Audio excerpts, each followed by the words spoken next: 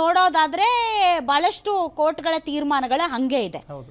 ಆದರೆ ನಮಗೀಗ ಬೇಕಾಗಿರೋದು ಏನು ಗೊತ್ತಾ, ಈಗ ಶಿವರಾಮೇಗೌಡರು ಹೇಳಿದ್ದಾರೆ ಯೂಟ್ಯೂಬರ್ಸ್ ಯಾರು ಈ ಸಿನಿಮಾಗೆ ಕನ್ನಡದ ಕರ್ನಾಟಕದ ಯಾವ ಯೂಟ್ಯೂಬರ್ಸು ಕೂಡ ಈ ಸಿನಿಮಾದ ರಿವ್ಯೂ ಮಾಡಂಗಿಲ್ಲ ಮತ್ತು ಯಾರು ಇದ್ರ ಬಗ್ಗೆ ಮಾತಾಡಂಗಿಲ್ಲ ಅಂತ. ಹೌದಾ? ಈಗ ಆಯ್ತು, ಕೋರ್ಟಲ್ಲಿ ಏನಾಗುತ್ತೋ ಹಾಕ್ಕೊಳ್ಳಿ. ಆದರೆ ನಾವು ಮನಸ್ಸು ಮಾಡಿದ್ರೆ ಏನ್ ಬೇಕಾದ್ರೂ ಮಾಡ್ಬೋದು ರಾಮ್. ಈ ಮೂಲಕ ಗ್ಯಾರಂಟಿ ನ್ಯೂಸ್ ಮೂಲಕ ಕರ್ನಾಟಕದಲ್ಲಿ ವಾಸಿಸುವಂತಹ ಎಲ್ಲ ಕನ್ನಡಿಗರು, ನೀವು ಮನೆಯಲ್ಲಿ ಯಾವ ಭಾಷೆ ಆದ್ರೂ ಮಾತಾಡ್ಬೋದು. ನೀವು ತಮಿಳು ಮಾತಾಡ್ತಿರೋ, ತೆಲುಗು ಮಾತಾಡ್ತಿರೋ, ಮರಾಠಿ ಮಾತಾಡ್ತಿರೋ, ಅಥವಾ ಈ ದೇಶದಲ್ಲಿ ಇಲ್ಲದೆ ಇರುವಂತಹ ಯಾವುದೇ ಭಾಷೆ ಮಾತಾಡ್ತಿರ್ಬಹುದು ಮನೆಯಲ್ಲಿ. ಆದರೆ ಈ ಕನ್ನಡ ನೆಲ ನಿಮಗೊಂದು ನೆಲೆ ಕೊಟ್ಟಿದೆ. ಈ ಕನ್ನಡ ನೆಲ ನಿಮಗೆ ಬದುಕೋದಕ್ಕೆ ಒಂದು ಮಾರ್ಗ ಕೊಟ್ಟಿದೆ.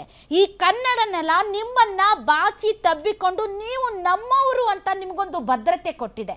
ಹೀಗಾಗಿ ಕರ್ನಾಟಕದಲ್ಲಿ ವಾಸಿಸುವ ನೀವು ಯಾವುದೇ ಅನ್ಯ ಭಾಷಿಕರಾದರೂ ನೀವೆಲ್ಲರೂ ಕೂಡ ಕನ್ನಡಿಗರು.